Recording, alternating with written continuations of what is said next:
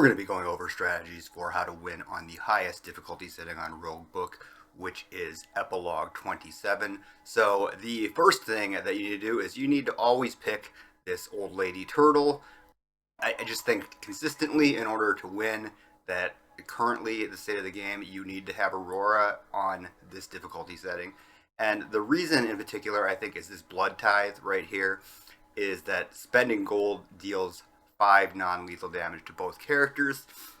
Now, when you were progressing up through the epilogue and you just picked one for each of the columns and not having the max on each column plus the additional one, you could deal with that and you could use other heroes.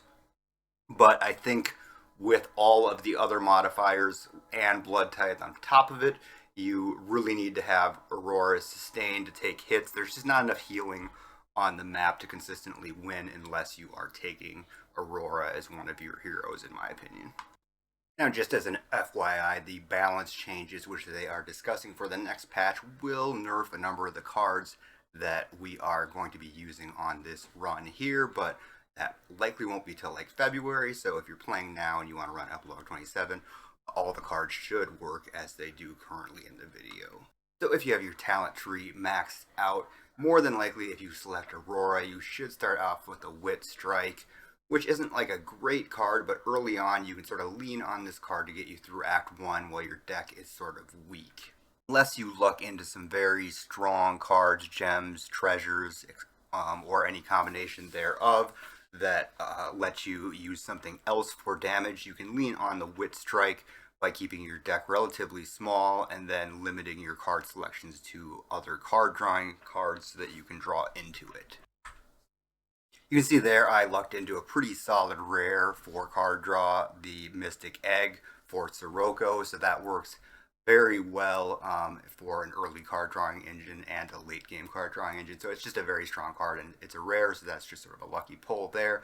But you can always use like common cards like the draw 2 cards for 1 energy, or fill the pot, or any number of other card draw cards that Aurora has. So the main thing that you want to keep in mind as you're going through the acts, no matter how strong your deck is that on every battle you want Aurora to soak as much damage as possible because she is able to heal using the Teapot ability. So given the Blood Tithe is constantly draining both heroes' health, as you purchase better cards and items for your deck, you are going to want to negate as much damage as you can as in terms of your other hero, and so you'll want Aurora to take most of the hits, given what she can with 30 HP if you have max talent. So you start the game with only 10 cards in your deck, so you should be able to get to Wit Strike relatively easily. It does cost 2 to play, so you're not going to be able to play a lot of cards before it anyway. So what you'll want is you'll want to gem up any cheap casting cost cards you have. 0 casting cost is even better if you have Enchant Weapon or Quicken, and add a draw card gem, or that's a little rare, but you can always get the draw card and discard a card gem, which will at least sustain your hand size a little bit. And then once you get your first Faria Well, you might be able to cast Wit Strike twice in a single turn to do quite a bit of damage. So you'll cycle through your defensive cards and then try and pull into that Wit Strike when you have a large hand. At the same time, what you're going to want to do, as we mentioned earlier, is keep Aurora in front to soak hits as much as possible as you're going through that cycling of cards. The stalling into Wit Strike strategy works better against Tiki as the Act 1 boss. If you have Krog, then you might need to add some attacks that hit all enemies, just simply because if Krog manages to buff himself off any of those feasts, he can easily one-shot Aurora, which is obviously a little bit of a problem. And you can see here on the Act 1 boss that I don't have particularly good treasures. I did pick up some good card rares as far as that Mystic Egg really helping out my engine. But I have the crown that makes healing potions heal for more, which is obviously, I think, really good with the Blood Tithe effect draining away at your health.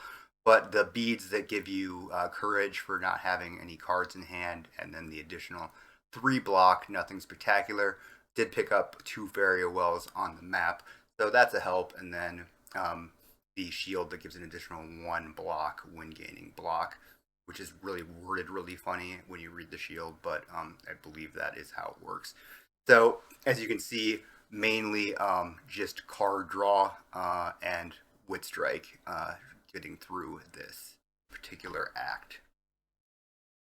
So for the Tiki boss, what you want to do, because of the way the debuffs work on the front and back guys carrying his little carpet chariot or whatever that is, that you'll want to try and leave the front debuffer with just a little bit of health and try and save that debuff for when he's going to do the triple attack, which I think is maybe on his 4th round.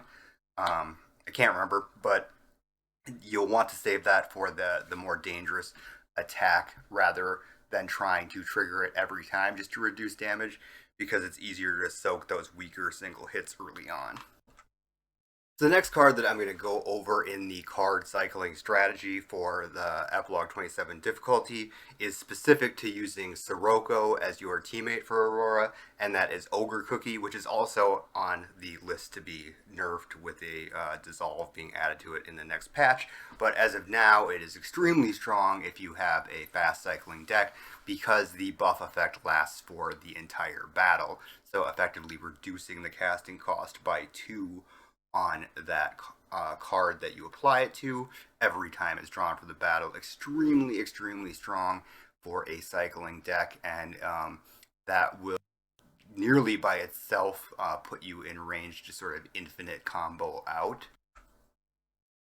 You can see here that my items haven't improved a lot. The pauldrons are a common, and you get them quite a bit, and they're a nice treasure to have, given that it can give you a free swap and negate a death. So if you see those on your map or in the store, they can be a good pickup, although I don't like spending gold on common treasures typically, but it's definitely one of the stronger common treasures in my opinion. I also picked up that Mark of the, or I think it's called Mark of the Hunter. It's the one that shuffles a 10 power buff draw card, dissolve card into your deck when you kill an enemy, which is a decent card. But other than that, my treasures are sort of so-so at the moment. Might have missed it because I have the playback footage on 3x speed, but I did manage to apply the Ogre Cookie to Wit Strike, which is very nice because for the rest of the battle, it's going to be a 0 energy cost card. And having popped the Mystic Egg there, I have quite a bit of energy and card draw, so I'm going to be able to cycle through my deck relatively quickly here. You can see with my cards in hand and the graveyard that I only have like 5 cards cycling that aren't in my hand already.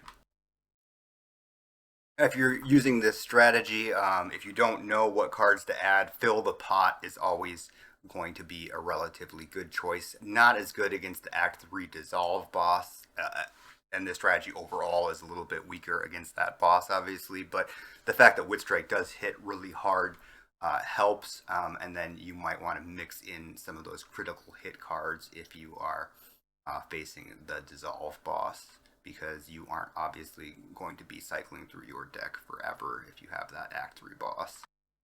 I am going to skip the footage ahead to the Act 3 boss here because the premise of the strategy does not change significantly here as we go into the final boss.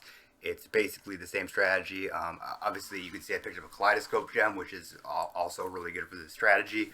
You have to be a little bit careful with that. You might end up with too many of a card in your deck if you don't have a real large deck and you keep casting that card that has the Kaleidoscope gem in it. Really, once you have your sort of base card drawing engine in place, you can get a lot of fun filler cards. You can see I'm running I think it's Umani or whatever, that just gives you random cards. Crystal Spice is obviously really good with Ogre Cookie because you can create 2 0 casting cost cards, and if you can use Ogre Cookie to modify Crystal Spice, then Crystal Spice itself costs 0. So pretty amazing things you can do once you have the card drawing engine in place. Obviously, I think that the Twins, the most recent boss that they added on Act 3, is much easier than, let's say, the Dissolve boss or even the guy that adds the doomed coins to your hand. Um, the Dissolve guy's the worst. I just think that he just hoses a lot of strategies.